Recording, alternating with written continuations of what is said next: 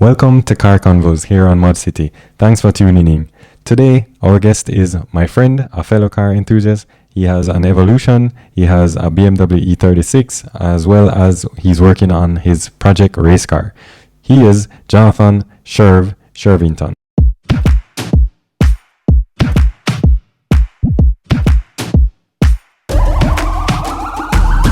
This is the moment we waited for.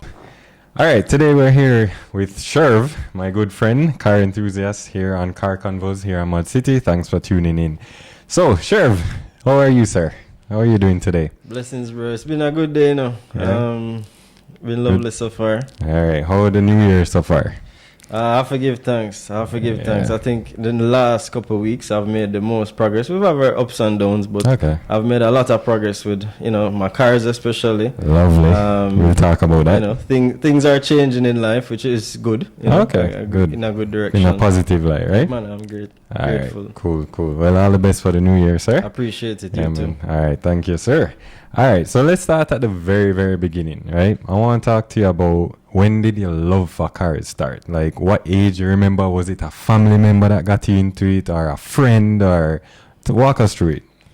So for me, I have to say passion. I don't even call it love anymore. Passion, right? Yeah, That's I fair. have an extreme passion for cars. Yeah. Cars and racing too. So, I mean, my dad used to always bring me to Dover, especially. Right. Okay. We used to visit drag racing events and stuff. But my dad was really my inspiration. He was an enthusiast as well. Okay. Right. So he would always work on his cars at home. He had some neat little cars, a Peugeot MI16. I don't know, most people don't know what that is, but we can Google it. We can show you a picture. Right.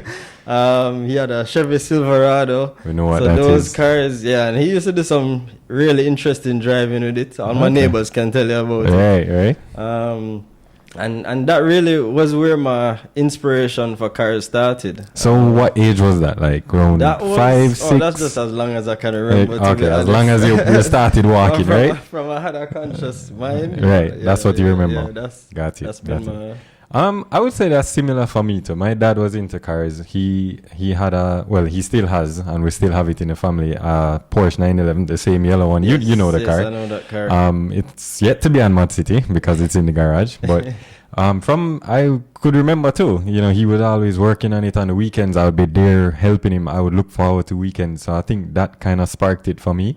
And then, as you said, going to Dover, my dad didn't really get into the racing part of it because he kind of didn't want us to race. Mm-hmm. He's your child, safety and all of that kind of fear. But eventually I branched out into friends and that were into cars as well. So, I can relate to that. So what keeps you going though in the automotive world? Why you keep, building cars and keep buying cars? What is it? That's a good question. It must be the passion, right? Yeah. I think for me, I can't do without it. Because, what else would be there? Yes, I wish I liked football as much. And I wish I liked basketball. And I could, I'll have those conversations too. But it always comes back to cars at the end of the day. And whether it's buying and building my own or even just helping out a friend, I'll come over and just give a hand when I can, and that really makes my day. Okay, that's I can understand and relate to that. I just need to hear somebody working on a car and I'm there. If it's not even my own, I work on other people's cars as well. Yeah, so for sure. all right, so in the car world or the car scene, you have a nickname that people know you about, maybe in a midnight racer or something like that? No, most people call me Sherv. Once I meet somebody in the car world, I just say, my name is Sherv, me I'm Sherv. Right. And I'll probably share my Instagram handle or whatever, which includes that as well. So. Okay, right.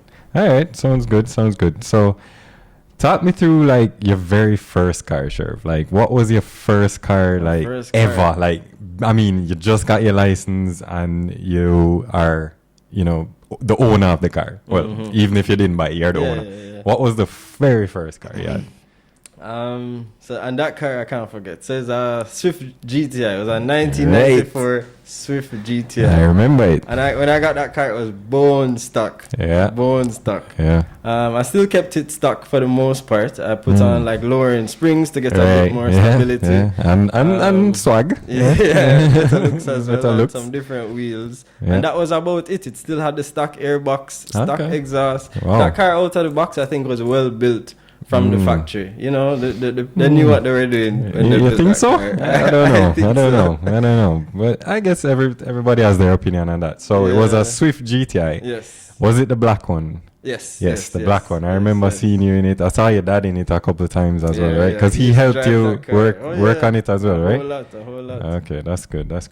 All right, so let's talk about this car collection that you mentioned earlier. Off camera, we were talking about, what was it, E90 E36 BMW that you bought from a mutual friend. Yes. And you have your Evolution, is it 5, right? Yes. Evolution 5. All right, so talk to us about the Evo 5 first. Color, specs, what you're doing to it now. So the Evo 5, I have a GSR, Right. which is, it may look stock from the outside. Far from it. Not really. It's All not right, making all right. like crazy power, but Okay. just quick enough. I'm a more responsive I like response Okay. more than high horsepower, big got turbo you. kind Okay. of thing. Yeah, so no turbo lag for you. No. Just straight to the point. Yeah, Got I love you. my corners, man. All right, fair enough. I bought the car. It was pretty heavily modified from I bought it. I used to hear the car had a FP black turbo on it, which was bigger than the stock turbo that I got with it and kept since then. But it does have forged pistons and rods, so if I want to upgrade, I can. It does have a meth kit. You're running meth on it as Yes, well? Okay, yes, cool. yes, definitely. Just mainly for safety, better, intake air temps and stuff like that. Got you.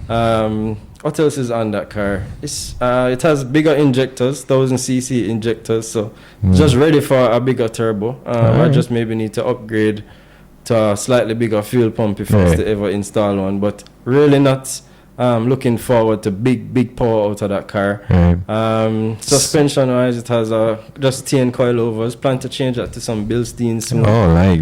But the car is to actually A-class. Yeah. It's better quality. That's what That's for sure. manufacturers Teen is are. like down here, bro, and like Bilsteins is like up here. Bilsteins come stuck on like Porsche, bro. So that's enough. Exactly. Okay, cool.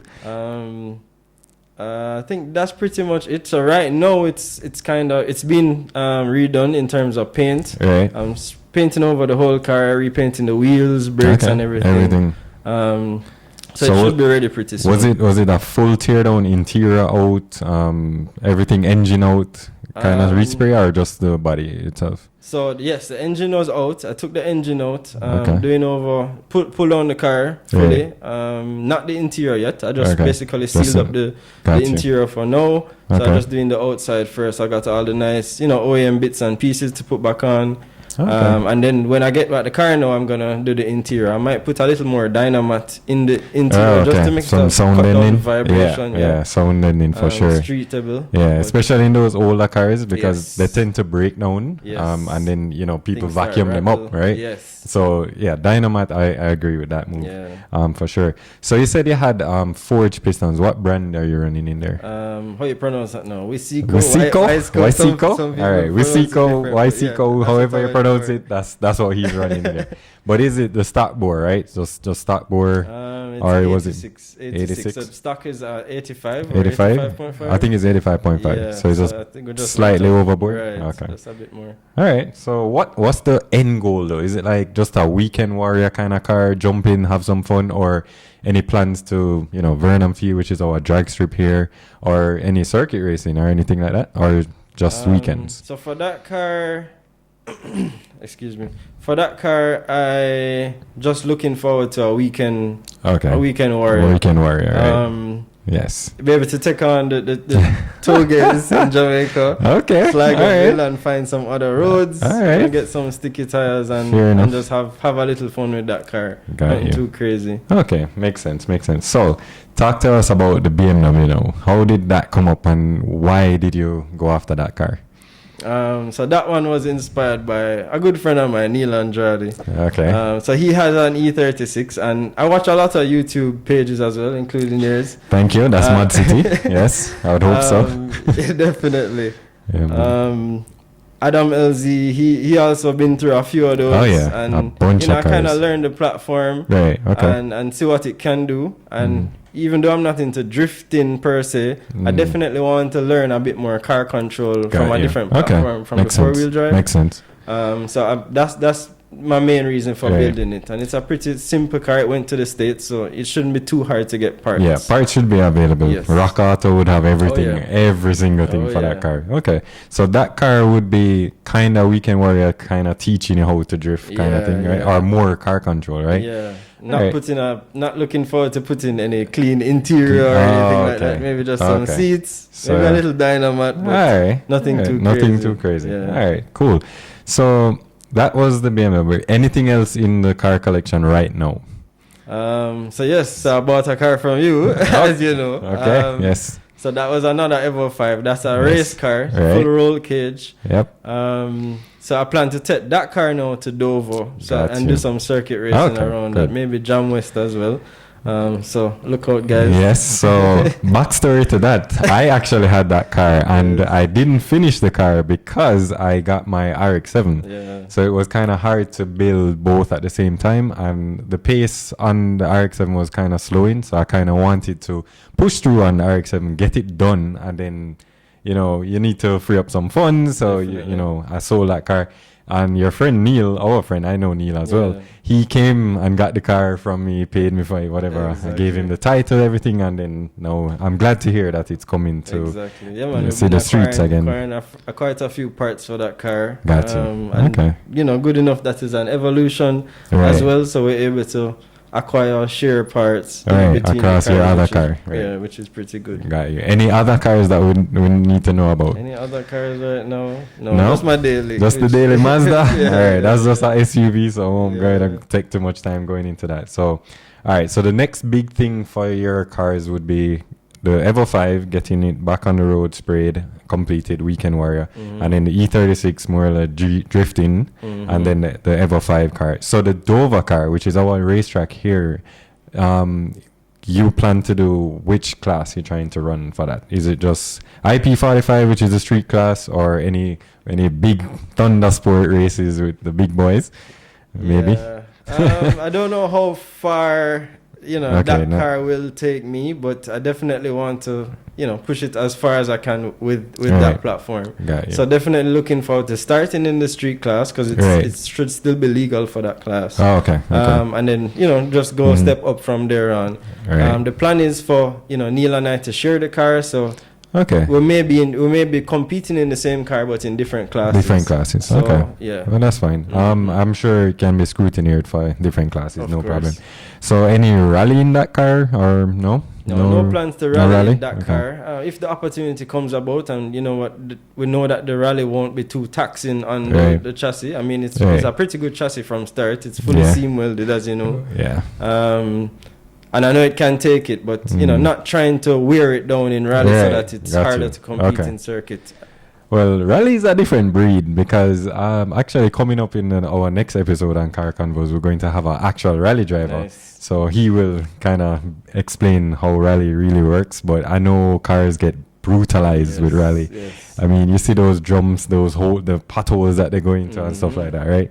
All right, so we talked about those cars in your collection, Sherv. So walk me through what your maintenance is like on these cars. You doing it yourself, if it's just a simple oil change, or you have your specific garage that you go into, that you only use that garage, or only certain people can touch your car? Because some people are very touchy about who touches their car, who drives their car, that kind of stuff.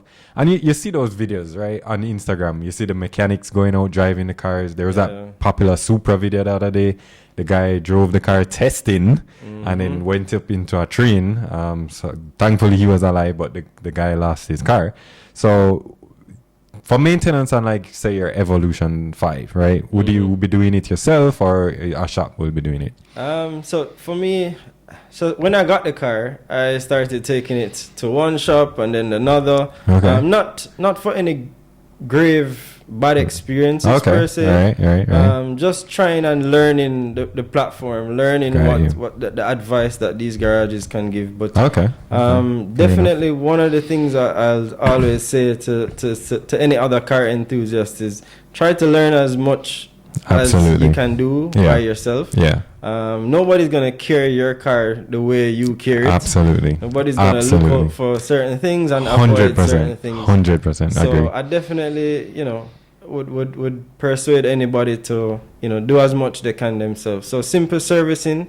I'm trying to learn tuning now. Okay. Which platform are you trying to learn? Well, with the stock ECU. So I had an flashing AM before, and I put back in the stock ECU for various reasons. But I'm definitely looking forward to learning that platform a bit more, and then I can step it up thereafter. Right. Okay. I agree with that. I mean, for me, in my experience, building all these different cars that we have or had over the years, there's nothing like trial and error. Yeah. You go out, you have your tools, you watch something on YouTube. Oh yeah, YouTube is right? a huge university. Huge, yes.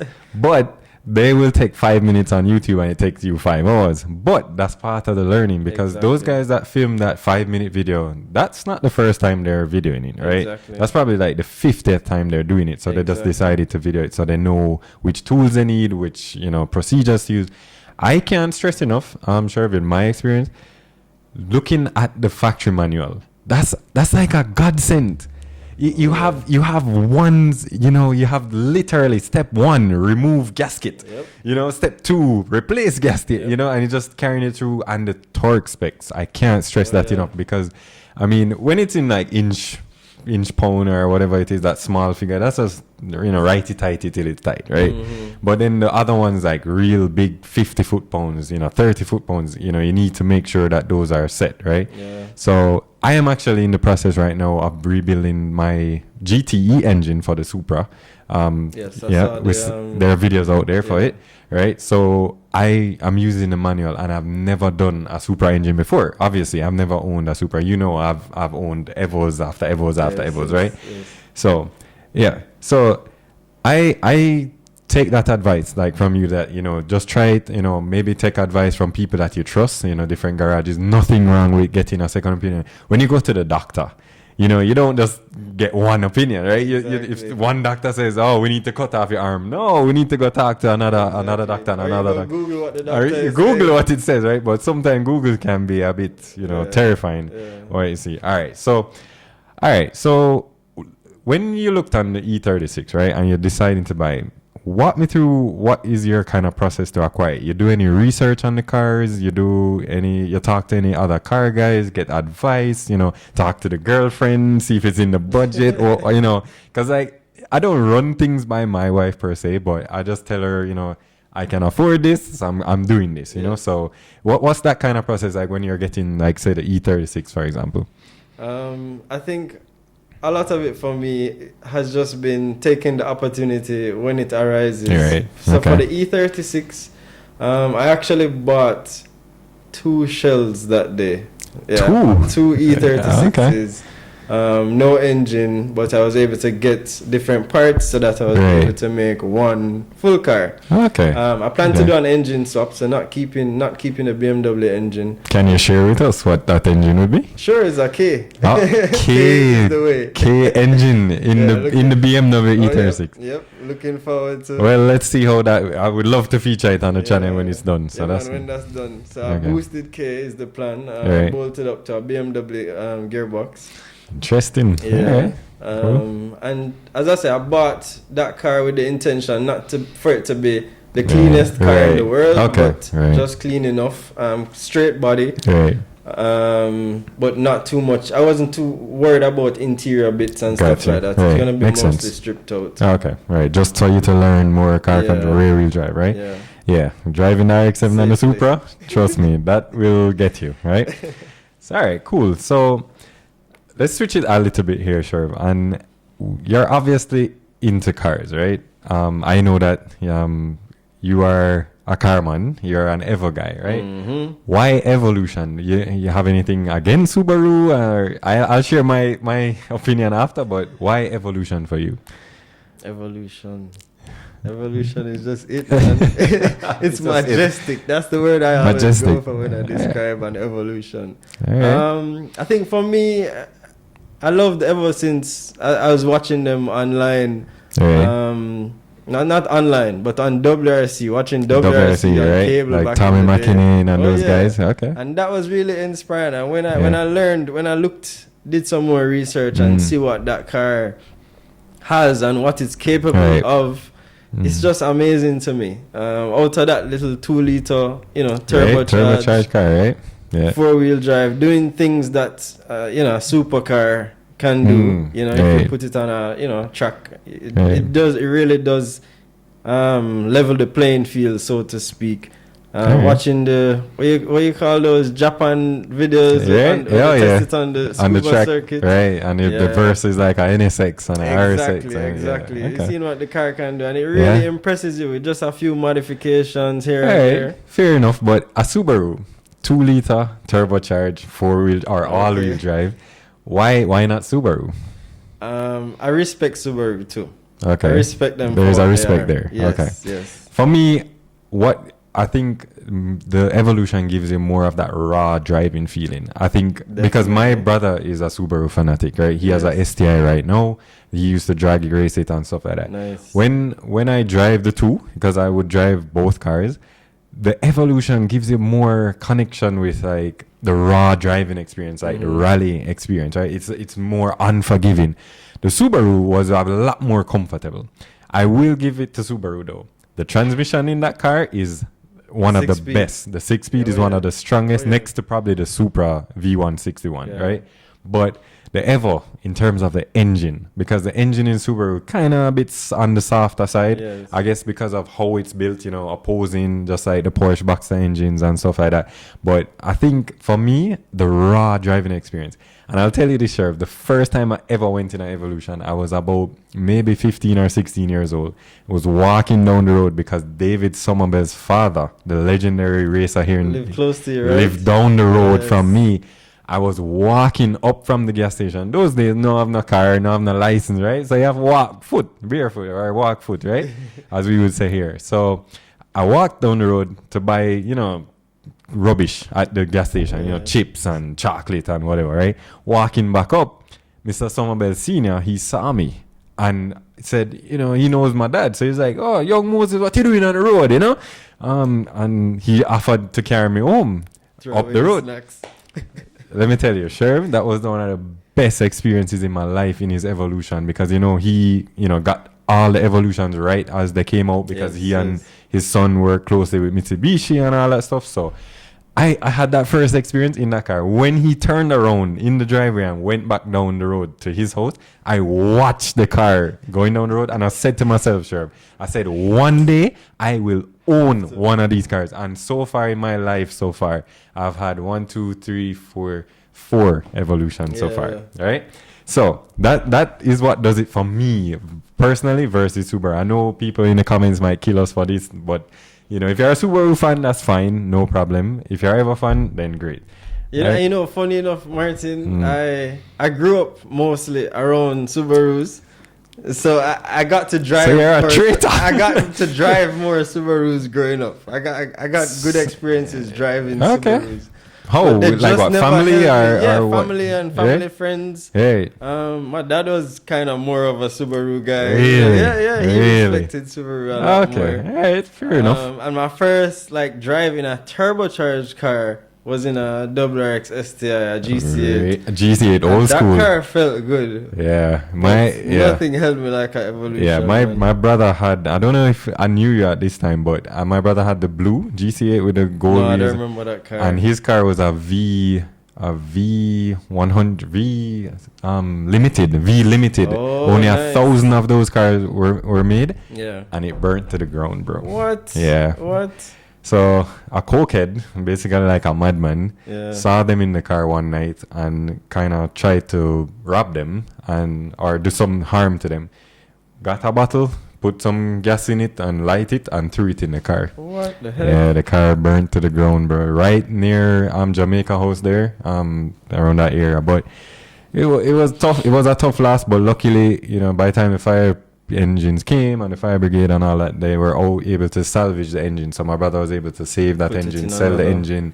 Well, he actually just sold it because he was like, this doesn't make sense anymore. Yeah. You know, from the brake lights to like the back of the driver's seat, that was just like burned, torched, totally torched. The car blew up, all that stuff, right? So then he got a different STI. So he's stuck with Subaru, right? Guy. Yeah, he's a Subaru guy though, so it's fine.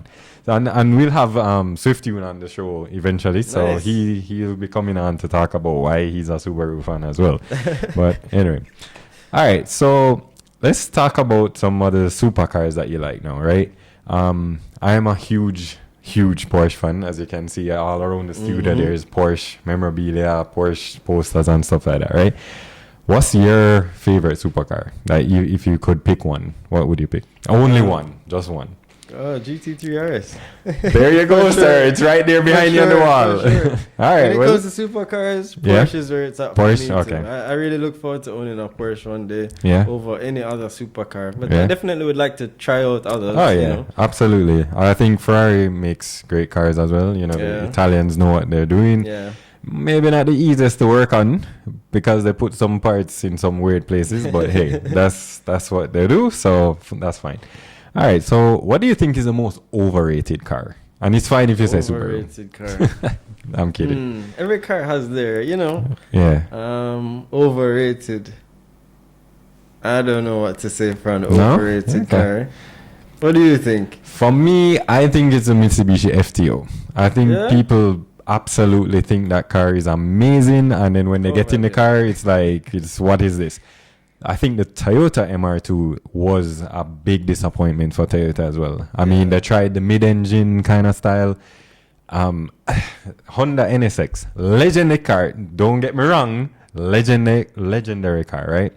And the biggest mistake they made was not to turbocharge that car, because they were trying to take on Porsches and Ferraris with, you know, their natural aspirated engine.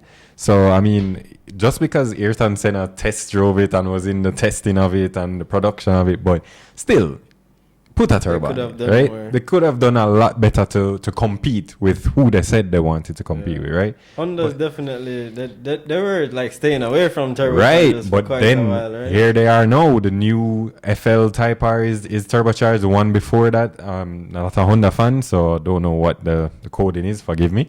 But the one previously, that one was turbocharged.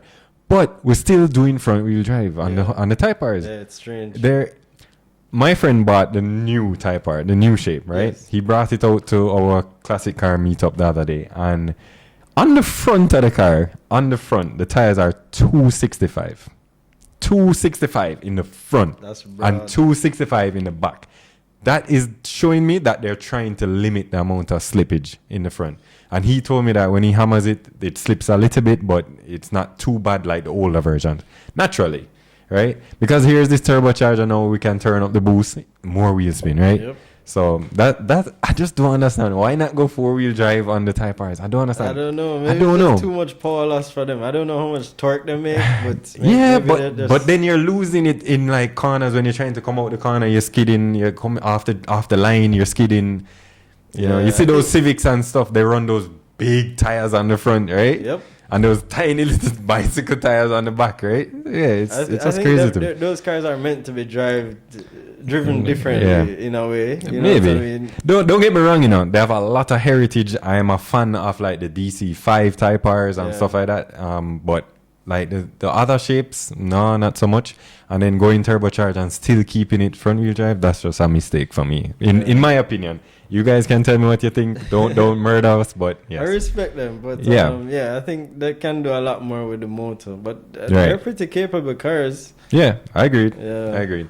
All right, so we talked a little bit about racing, supercars, and so on. So, do you watch Formula One? Are you a Formula One fan? Yeah, but I'm not gonna say I know everything about what the current happenings. But I like to watch the racing. The racing, no. All right. So, do you have a favorite driver, or are you a racing hero? Who is your hero in racing? I can't say I have a racing hero, to be honest. Okay. I've never said, For me, it's actually our local drivers that inspired me the most. Got you. People like, as you mentioned, David Somerville. Right. Jeffrey Panton. Jeffrey Panton is an awesome driver. And we have younger generation that's really impressive as well. Yeah, I mean... Fraser McConnell, Kyle Gregg. Yes. You know, all of these guys. Yeah, I mean, it's amazing. Even Fraser was nominated for Sportsman of the Year here in our country here. Awesome. So that's good. And I think they're really repping Jamaica and putting us on the map. I love to see Ansara Mizer. Yes.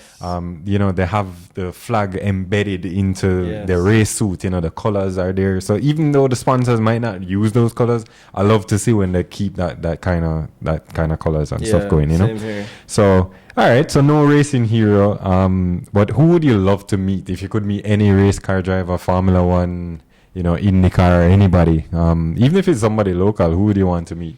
I think I would like to meet somebody like Lewis Hamilton. Okay. He seems like a very, balanced person, not too radical. Apart from his fashion. Yeah, I know, right? But it is what it is. Yeah, but he always says the right things. I don't know if it's just on camera, but he always says the right things, and he seems like a all around nice guy to be around, and have fun. Right, and as we're talking about Lewis Hamilton, Fraser McConnell actually races for his team in the E Series, I think it's called. So that's good. So I'm glad to see that publicity. I actually ran into Fraser once and I asked him if he ever met him, and he said no, just on the phone because he's so busy. So he just met him on the phone, kind of quick talk. But those guys' schedule might be crazy. So all right, cool. So we have a lot of trends coming up now in the local car scene, right? Rapping is huge, right? Car rapping. Back in the day it was like plastic dip. You remember plastic dip? Yeah, when you spray that on from the spray can, right? And then it was hard to come off and peel it off and stuff like that. So car wrapping is something that's big right now. Are you a fan of car wrapping? Like, do you think it's something that we should be doing, or you think it damages the paint? Some people have that opinion. What are your thoughts? What are your views on it? I've never done it myself, so I can't give you a first-hand experience, but I think it has its place. Right. So I don't think it should ever replace... I don't think you'll ever get that finish that you get from a good paint job. Spray job, right? Like full with clear on there. Right, that you can take care of on your own. But I think it has its place. So if you just want to do something that you may change very soon down the line, I think it can work. Or if you have a race car that you need to. Yeah, I think even rapping started kind of in the racing kind of world, because I mean, they put on the sponsor stickers and the colors and stuff like that. So maybe it started there and it just kind of transitioned over into the more domestic market. But for me, I think it's fine if you're bored quickly of a color. If you're bored with white today, you can be like, okay, give me purple, give me green or lime green or something like that. I actually ran into a Lamborghini Urus the other day. I posted it, a lime green, kind of lizard lime green looking. Yes, I saw that. And it was crazy, and it was a wrap, and it was like a shocking green with some crazy wheels on it. But it pops, right? That's the idea. You don't want to devalue the car with that color that didn't come on it. Take it off, right? It's ideal. What I do think is worth it though is PPF, the paint protection film. Definitely. Because I saw a guy kind of rub his car in a kind of parking lot or something, peel off the PPF, Sherv, and I'm telling you, the car looked like it wasn't even touched, and I couldn't believe that.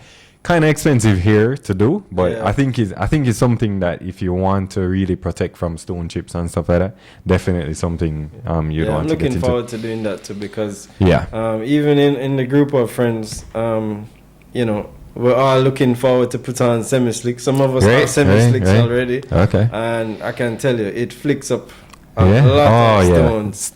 Trust me, so that's going to be PPF in the bonnet and the front bumper, right, and even on the side grills there, right by the door, and it's funny, Porsche from factory does that, because that little paint protection on the back quarter panel, that's what it's for. It's to avoid the stones that are being flung that to little, the back. weird odd shaped piece right where the archway is, right yes. near that archway there, because the front is narrower than the back. Yes. So the stone will come travel along the car and hit it. And I always wondered, why do they do this? But it makes sense now, right? My girlfriend Subaru has that too. Oh, really? Not to discredit Porsche. Okay, the Subaru has it, so maybe it's something there. I don't know. All right, sounds good. All right, sure. So, looking on your car journey to date, right? What advice would you give to any youngsters out there that want to be a part of the car scene? Mistakes to probably avoid.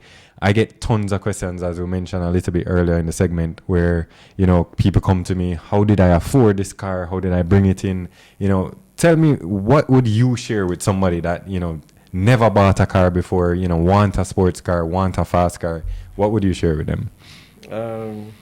Take a liking to like football instead. It's cheaper. All right. First, it's an expensive hobby, right? I'm kidding. Yeah, it's very expensive. So saving goes a long way. Right. Definitely knowing how to cut down on labor costs goes a long way. So as we were saying before, learn to do a lot of stuff yourself. There's a lot of information online. And as Martin said, user manual, your workshop manuals really come in handy. I agree. Continue to follow your dreams as it relates to cars. I don't think any car is unattainable. So Absolutely. To speak, we all have our dream cars. Yep. And as you grow up, you realize that nothing really is unattainable. It can be for you. Just save towards it, work towards it, and everything takes time. I think that is where the youngsters struggle. Everything takes time, so you have to practice patience. Yeah. Because it just takes a lot of time to get stuff done. When you have dependent on other people or to get, especially in this country. Yeah. We don't have 2-day shipping. right. You need to, so you have to clear customs and all of that stuff. And because of the cars that we don't like American muscle cars and exactly. things like that. No Mustangs over here. But a lot of our parts have to come from Japan or Australia or England, and it does take a while and it's pretty expensive. So you really just have to take things step by step. And just remember, just as you are being inspired by seeing these cars driving on the road or whatever, exactly, it's gonna be your turn to inspire somebody too at some point. Yes, that I think for me is the biggest joy of all of this. Is like building the cars and stuff, not to showboat or not to show off and go to a car meet and do burnouts and stuff. If that's your thing, then that's fine. No qualms on that, right? Yeah. But when that youngster comes to me and be like, "Sir, your car is good," or your car looks so great, and how did you do it? That kind of stuff. So for me, Sherv, I would say just try not to hang your hat where you can't reach it, right? Because it's so easy to get consumed in trying to buy every single thing for the car at once. So you want to buy the turbo, you want to buy the suspension, you want to buy the cams, you want to buy the intake. Oh, you should see the tabs in my browser. Right, exactly, right? And I'm sure it's the same on my computer here. But the thing is that, as you mentioned, everything takes time and they need to understand that. And, you save towards a goal. Don't go and buy a car part and then you don't know what you're eating for dinner. Yeah. You know what I mean? Or you don't know how you're going to pay the rent. Sure. That's what I try to guide them and tell them, it takes patience, it takes time. You are going to make mistakes. Nothing is perfect, right? So, I can't tell you, it's going to be a smooth sailing experience. It's going to be an up and down experience. That's just it. I have seen friends, Sherv, that have poured thousands of US dollars into their car, go to the dyno, and it breaks on the dyno. True. Right? That's it. The engine is done. This $20,000 US dollar engine is done. Right? So you have to be persistent, I think. It takes patience and persistence. So, don't get down, use whoever inspires you, try to get closer to them, try to follow them maybe on social, get more inspiration. That's what I would say. So, all right. And don't go cheap on critical parts. Agreed. Watch out for those China turbos, right? Those eBay turbos, those eBay manifolds. Yeah, any part that will cause huge, detrimental damage to your car, don't put it in the hands of a non-genuine part. Right, I agree, because those things like engine dress-up kits, like pretty bolts and stuff. Cheap eBay $10, right? $20, right? But I wouldn't necessarily buy a turbo from eBay or from a Chinese brand or anything. Nothing against them. If that's your speed, then that's fine. Yeah. But for me, if something that costs a lot, you might as well, get the quality parts, right? I think they would last a lot longer. So, yeah. All right. So let's switch the topic a little bit to electric cars. They're the future, right? Don't seem to like them. Well, I will tell you this, Sherv. I went to Germany, right? I went to the Porsche Museum and I rented a car from Switzerland to drive from Switzerland to Porsche, right? In Germany. And we rented a car called the Cupra Born. Cupra is a electric Seat, car. Right? I think they're a part of them, but they're called Cupra, and the model is called Born. Okay. And I'll tell you this, Sherv. It's one of the quickest little sport hatch cars that I've ever driven. We're on the Autobahn. No speed limit, right? And I'm like pounding it to the floor, right? And like the car is just going and going. And then only noise you hear is the wind. And then you hear my wife beside me. She's like, slow down. You're killing the battery. Whatever, right? So I kind of slowed down after like 190, 195, right? Mm-hmm. And there's no speed limit. It was one of the most... That's interesting. It was one of the most amazing car experiences I've had so far. And it's funny that it's in an electric car. Yeah. So we see a couple Teslas around the place here and there, right? What's your thoughts on electric cars? Do you like them? You think it's the future? You want to go back to gasoline? What is it? I don't think they'll ever replace. I don't think they'll ever provide that same enjoyment in cars that hearing the sound of a gasoline engine or being able to work on a car. But I do think it has a place in society. Right. I guess from a pollution standpoint, right? Like emissions and so forth, right? I don't know what it costs to make them, or like the amount of pollution it costs to make them. But I think we said where we need to conserve on fossil fuels and stuff like that, so we can make more high octane fuel. Right? All right, that's your opinion. All right, cool. All right, well, I think for me, yes, they do have a place in the future, right? But for me, I don't think right now on where we are in terms of charging your car is like the trade-off is there. Yeah. I'm not seeing that, kind of numbers as yet. Yeah. But I think they do seem to, give people the positive hope that they're helping the environment and that kind of stuff. But ironically, I saw an article that Hertz is selling 20,000 Teslas to go and buy gasoline cars to put back on the rental market. I saw that too. That's just crazy to me. That's just showing me that they're probably not viable for that rental market because people might not be accustomed to them or driving it and just forgetting about I don't need to stop at the gas station. The car runs empty. You're far from a charging port, whatever the case is, right? Yeah. So I think they do have a spot, as you say, but maybe I don't know how costly they are to maintain, especially when you have a big fleet like that. Yeah, agreed. I think there's a lot to respect about electric cars. Yeah. For me personally, I like the BYD seal. Okay. That's like the Tesla competitor there because they actually, Carwo actually did a heads up between the Tesla, I think Model 3 and the BYD seal, right? And it was kind of edging ahead a little bit. So. And I like some of the cool features. Like I like little gadgets and stuff. I like to see a big screen that can turn and you have everything at your fingertips. I think all of that is pretty cool. Okay. All right. Sounds good. All right. So besides ModzCity, of course, any other YouTubers or car guys that you take inspiration from, like any builds that you follow on YouTube that you can tell us about? Boy, I hear my friends talk about so many different YouTubers and I'm like, man, you really have so many? But I really just follow a few. Okay. The ones that have had Evolution 5s before. Got you. Okay, so any car that you have. Yeah, that's usually how you get attached to a channel at first, right? Sometimes you'll find a car that the person is working on that you're pretty interested in. Yeah.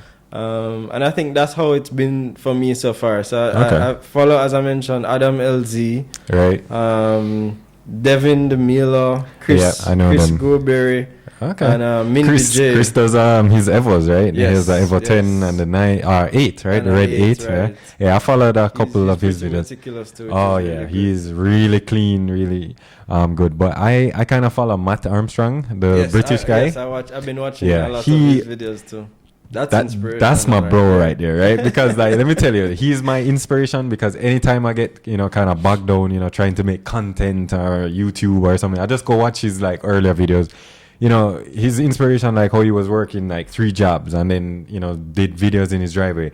I'm doing videos in my driveway. Today I did a video in my driveway, so get that edited and everything. So I follow him heavily, and he's into Porsches as well. So he just I got a Porsche GT3. He got another one, right? Right? Yeah, because he had Adam's LZ's purple one, right? Yeah, and rebuilt it with Tavares in Florida. So hit us up, Matt. Hit us up. If you come to our side of the world, you can hit us up. Collabs. Yeah, that would be good. All right, if you had like one dream car and you said it was a Porsche, right? But you only get to choose one, no other one. What model, what spec? My Evo. All right, guys, that's a wrap. Thank you for joining, Sherv. One car. That's it? You can't choose any other car. So, a friend asked me that recently. What else am I looking forward to? I'm looking forward to experiencing a lot more cars. Hey. But I don't think it would be a situation where I'd want to sell my Evo to try out those other cars.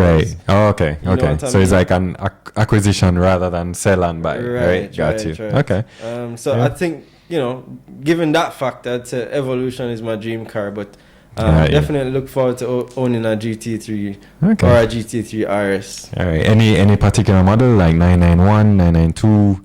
I don't know them 997? like that, to be honest. Okay, all right, Like, that's I'm not fine. gonna even No pretend problem. like that. Well, on the wall The there newest behind one you, is which one? that's the 992. So that's the newest one, right? And then They're you all have the good. 991 back here. That's the 991 GT3 RS. And they had like a 991.2 or Yeah. something So the like difference that too. is the 991.1 has the 3.8 liter natural, right? Gotcha. The 991.2 is the 4 liter that revs to 9,000 RPM. So the 991.2 is the one you want, right? So it has basically the RS engine in the GT3. Gotcha. But the 991.1 engine had a problem. It had loose connecting rod bolts Not that good. would explode in the engine, right? Uh-oh. But Porsche, in the true sense, they Recall them, and you can, if you have that on the factory warranty, you can exchange them and so on. Awesome. But for me, the 992, which is the newest one, that GT RS, I think that's like one of the best cars I've seen in like the past 10 years, bro. Yeah. I'm not even exaggerating.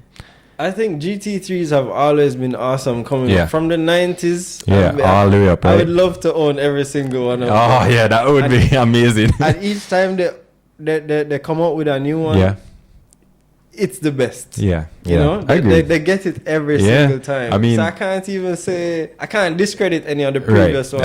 Absolutely. because a That's new part one of the is history. out. Yeah, That's what exactly. taught them to reach where they are now. So for me, Precisely. the new car has DRS like in Formula One. Right. It has it can come on automatically, or you can Then- press the DRS button and it flip the wing open and Let's go. Yeah, that's it. So that alone for me shows me that they're like way ahead, right? Yeah. I am a fan of McLaren as well. I like the 720S Oh, yeah? and those kind of cars.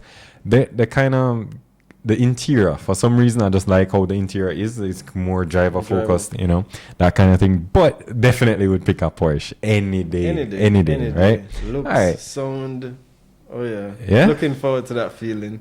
All right, cool. So we mentioned that you'd be building your cars for different reasons, right? So we can look forward to see you in Dover. About how long? You have any time frame, or are you just going with the flow I kind would of say thing? definitely by next season, which is Next season. 2025. 2025. I'll definitely be up and running fully. Okay. Definitely looking forward to maybe catching the last part of this season. Got you. But Okay. won't push it if Right, right. certain things aren't in place. Got you. So just taking it slowly, as I mentioned, not on a huge budget. Don't have Got any you. sponsors yet. Okay. Want to get the car up and ModzCity running. could sponsor you. Of course. We could do a workout somewhere. But yeah, definitely looking forward to just getting it up and running. Yeah. Getting my feel in the seat. Got you. Before Okay. promising anybody anything. You know what I Okay, mean? makes sense. Makes Yeah. sense. Get your feet wet, kind of thing. Exactly. Okay. And then the E36, any timelines on that, or that's just as you as you go along? That's just as I go along. As But you go along. I call that Okay. one a side project, to be honest. Okay. The Side main project, focus got you. is more on, finishing the street ever Right, the and the street race level. car. Got you. Yeah. Okay. Is the race car being sprayed or you're just doing it? No, I may right. wrap it. May wrap it. at some point, Okay. Wrap it but- might be the best thing because you might have some collisions there on the but track, right? definitely going to keep a clean base. Make Okay. sure all the panels are aligned. And, Got you. Still like Okay. a clean car. Yeah. All right. Well, one round on the track will fix that. So, all right, cool. So, all right. As we kind of wrapping it up here, you ever been in any trouble with the law, like get a speeding ticket or any violations like that? Any crazy stories like that you could share, Yeah, or that you feel comfortable sharing and won't get you prosecuted? I promise you. This recording won't be used in court or anything like that. I So hope not. no, for sure. I would say nothing crazy. Like I've never been arrested. Okay. But I have a few, speeding Run-ins, tickets that yeah. aren't that crazy. Mm. There was this one instance. I got a speeding ticket. It was late at night, and not a lot of cars were on the road. Police Yeah. caught me out of nowhere. Mm. And I decided that these guys weren't gonna get what they were asking for tonight. Okay. I was like, Okay. all right, just give me the ticket. Right. So I took the ticket and I intended to go and pay, but Right. the date had passed. I didn't realize, so I had to go to court. Got you. So when I went to court, the judge was like, "Okay, Mr. Shervington, you're speeding in the zone, and Right. what do you have to say for yourself?" So I'm like, I really apologize. It was late at night. You're right. I didn't realize how fast I was going, and blah blah blah. And he was like, "Okay." Yeah. And she was about to let me go or let me just pay a fine. Almost there, right? And then the what do you call it? The clerk of the court. Right. Yeah. She got up and she was like, "I think maybe it has something to do with the make of his car, Your Honor." And I was like, What? Oh my God! Which car was it? The same Evolution or was judge it? was like, "What car do you drive?" I said, 98 Mitsubishi Lancer, Your Honor. No Evolution, right? No Evolution at the end. Yeah. And the clerk of the court jumped up and she was like, "An Evolution, Your Honor." And I was like, What? Oh my gosh, the that's judge was crazy. like, "Oh, one of those ground planes." And I was like, "Oh no." Oh my gosh, that's the thumbnail right there, bro. You drive a ground plane, right? All right. The judge knocked the thing and she was just like, Yeah. "Come back X date for sentencing." And I'm like, Sentencing, not the Sentencing? fine. I'm like, "What do you mean, Your Honor?" She's like, "Do you have any questions?" I'm like, "Yeah, Yeah, what does that mean exactly? what do you Like, mean? What do you mean Come back for sentencing?" sentencing like I'm guilty of Like- some major crime or something? Exactly. That's She's crazy. like, "No, you won't go to jail, but come back for sentencing to hear what What? your sanction is gonna be or whatever." And I was like, "Okay." No way. So I went back the next court date and I got some community service hours. Really? Yeah, I'm yet to finish them yet, but How long ago was this? this was maybe like 2018. or What? something And like you're that. still outstanding with yeah. the hours? Yeah, I got Wow. 300 and I have about 300 outstanding. Oh man, 300 outstanding. All right, cool. Bro. But I'm gonna do them. I don't know when that would be though. Yeah, that's crazy because 300 hours. I've never heard of that before. Usually, I'm given a fine or something. I had a speeding incident once, but that's for another time though because that story is crazy. Just like how you talk about the judge but that clerk though, that clerk did not like you that day. Like, I don't know. Something personal. I don't know. Her. Oh, okay. Well, that's crazy. So, all right. So, Sherv, if you could go back and give your 18-year-old self, right, some advice about cars or even life, right? Because this show is kind of to inspire younger generation, right? And to help car enthusiasts as well to build their project cars. So, if you could look back at your 18-year-old self right now, what would you tell yourself? Don't give up on what you believe in, Okay. to your heart, to your core. All right. Never give up on what you believe in. I think you always need to make sure that you have life balanced. Yeah. So you may have to, get a job to balance yourself and keep moving forward and, climb. And you need to have ambition. But don't give up on what you feel like your true purpose your true is. purpose, right? Okay. Nothing is, as I said, too unattainable. We've seen absolutely a lot of athletes from Jamaica make it really far to the world stage. We've seen it in driving, we've seen it in Olympics, you know, we've seen it in many areas. Nothing is beyond, you know, your reach. All right. Okay. All right. I can agree with that. I would say if I was looking back, I'm a bit older than you, unfortunately. But hey, if I was 18 or looking back at my 18-year-old self, I'd just say enjoy life right now. You know, don't stress about what you need to be in life. You know, your parents might be pressuring you, your peers might be pressuring you, you might, you know, the society might be pressuring you. But just enjoy life, you know, and find your rhythm. And as it relates to cars, you know, maybe you have to start small. You know, not everybody can jump and buy an Evolution as their first car. My first car was not an Evolution, I can tell you that. My first car was a hand-me-down from my older brother, right? But I cherished it. It meant freedom, you know, it meant going to places and leaving when I want on my time, right? So, you know, I would say just enjoy you know, where you are in life, enjoy your youth, you know, and just have fun with it, right? Yeah. All right. Sure. So if you could, this is my final question for you, Sherv. So if you could have one job for the rest of your life, money is no factor, location is no factor, what would it be? I've always said, you know, racing car driver, because that wouldn't feel like work. I know, right? I would just eat, sleep, race, you know. I think that would be ideal. But second to that, pilot. So pilot, cool. I'm a pilot. As you know. I always thought it would be something I'd be comfortable doing. You know, you have a schedule, you work with that. Right. You head to work, you jump on your plane, and you're using motor skills. Right. You know, it's not just all, you know, brain work or all physical work. Yeah, you know, it's a mixture, and you kind of get to move through the air, kind of the way you move through, you know, with a car. So. I agree. I can tell you, as a pilot, like the most freedom I've ever felt is not in a car. It was the first time I was in a plane by myself. Like flying solo. I can never forget that. So man, it must be awesome. It's like such a freeing experience. You're just one kind of with the clouds. I know it sounds cliche, but it literally feels like that, and you are there, just you and your machine, you know, just flying around. So all right, I think for me, I would do that too if I could be somebody like a Jeremy Clarkson on like Top Gear and just travel the world, you know, the Saharan desert, driving, you know, cool. You know, buggies through the dirt, and then, you know, next week I'm in Iceland, you know, driving on ice, or, you know, just doing different cars, reviewing different cars, experiencing a lot of cars. That for me, that would be my dream, awesome. For sure. All right, cool, Sherv. So appreciate your time. I just want to know any shout outs, any info that you want to talk about for any people that have helped you out, or anything else you want to share. Yeah, definitely. I want to big up, you know, my friends who are always helping me out. You. All right, cool. Thank you. That's me, ModzCity over here. ModzCity every time. Very inspirational. You've always taken a very hands-on approach in whatever you're doing with your cars, which I really, you know, rate you for that. Appreciate that, bro.